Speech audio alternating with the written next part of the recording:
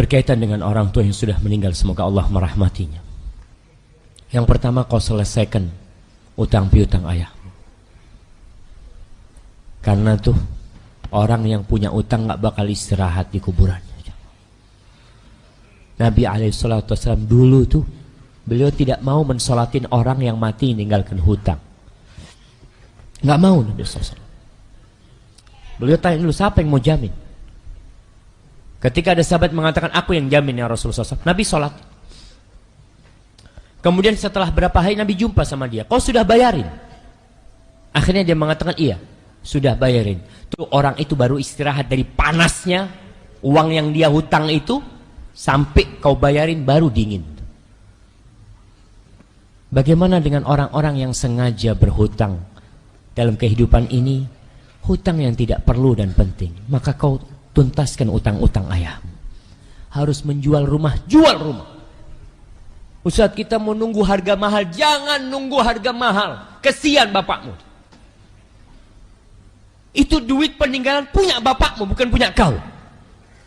Sampai utang diselesaikan, wasiat dibayarkan, baru tuh jadi haknya ahli waris.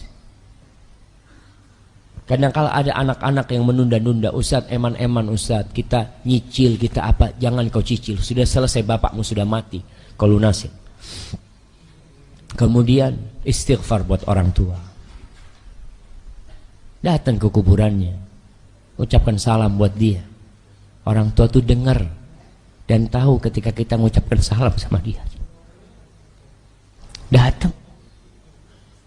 Kita ini kadang-kala yang udah ngaji jarang ziarah kubur. Setahun sekali belum tentu ziarah kubur orang tuanya. Nabi itu suruh kita ziarah kubur. Bahkan Nabi datang tuh ke Baqi tengah malam, kadang-kala beliau datang ke Baqi. Beliau datang ke Uhud tuh. Beliau kunjungin para sahabatnya di Uhud. Beliau kunjungin sahabatnya di Baqi. Kita kadang-kala sudah nggak mau tahu. Udah selesai sudah. Doakan cukup di rumah, ya cukup kau doakan di rumah. Tapi kau perlu datang ke kuburan ayahmu. Kau ucapkan salam kepada ayahmu. Doakan dia di sana. Kemudian kau jaga hubungan baik dengan teman-teman atau kerabat orang tuamu. Banyak anak yang lupa sama saudara-saudara bapaknya atau ibunya kalau sudah meninggal. Kadang-kala anak sudah ke Jakarta, padahal dia dari Pekanbaru. Anak tanya, masih sering pulang? Enggak, Ustaz, kata dia, abah ibu sudah meninggal. Taib, emangnya cuma itu keluargamu? Kemana pamanmu? Kemana sepupu-sepupumu? Kemana keponakan-keponakanmu? Mereka adalah kerabat yang perlu kau sambung rahimnya demi orang tuamu. Kita ini kalau berbuat baik sama saudara orang tua kita, sama keponakan abah kita tuh dapat kebaikan kita. Kau sedekah buat orang tuamu. Cari tempat-tempat yang mulia untuk sedekah, untuk wakaf, untuk apa. Semoga Allah mengampuni orang tua kita semua jemaah. Barakallahu fikum. Assalamualaikum. Dari perkataan Ibnu Jauzi tadi, apakah seorang muslim dibolehkan untuk berwisata ke tempat-tempat yang bagus pemandangannya bersama keluarga? Jika dibolehkan, seberapa kadarnya? Nah, iya jamaah. Bagaimana dengan kita berwisata? Boleh-boleh aja. Tapi tetap kau dengan niat bukan untuk beristirahat saja. Niatkan di situ untuk mengembalikan semangatmu. Kita berwisata, Ustaz, anak wisata bawa anak-anak supaya anak-anak juga lihat kebesaran-kebesaran Allah. Bawa tuh. Bukan hanya untuk bermain-main. Karena kadang-kala kalau hanya untuk bermain-main, pulang ke rumah, kepingin main-main lagi. Tapi seharusnya kau istirahat santai sebentar, orang butuh istirahat lah. Makanya kita nggak boleh sholat malam semalam suntuk, nggak boleh. Kita suruh tidur sama Nabi SAW. Nggak boleh kita puasa sunnah sepanjang tahun, nggak boleh.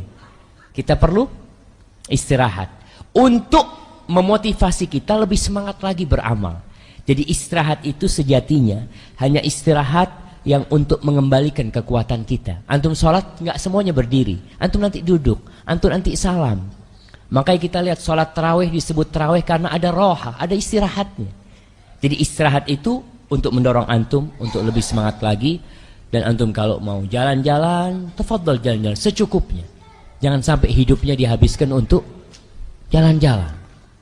Kau ingin menikmati pemandangan, bawa keluargamu. Lihat nih, lihat ikan-ikan di lautan.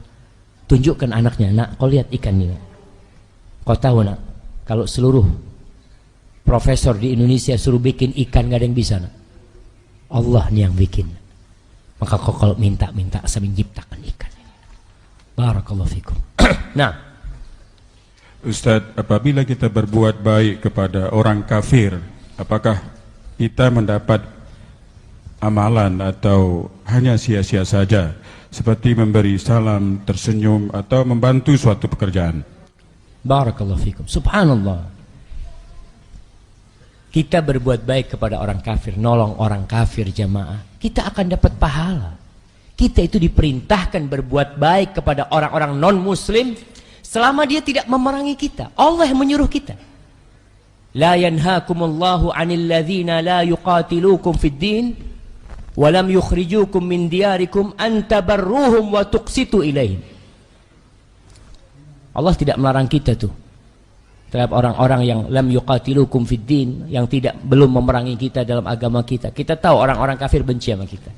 Tapi selama mereka tidak memerangi kita, mereka tidak mengusir kita, kita berbuat baik sama mereka. Ada pahalanya? Ada pahalanya. Tetap sampai kita berbuat baik kepada seekor anjing pun kita dapat pahala jemaah. Apalagi kepada manusia. Maka jangan sampai salah kaprah dalam bermuamalah dengan orang-orang kafir. Nah, kita benci dengan orang-orang kafir karena mereka menduakan Allah. Karena mereka menistakan Sang Pencipta, iya. Tapi dalam muamalah, ya kita hargai mereka. Sesama warga negara, kita bantu mereka. Kita kasih, kita punya sesuatu, bahkan kita tunjukkan kepada mereka akhlak mulia Islam. Sehingga mereka bisa menerima tuh. Oh, ternyata Islam itu indah. Dan jangan sampai antum menjadi penyebab orang kafir jadi benci sama Islam.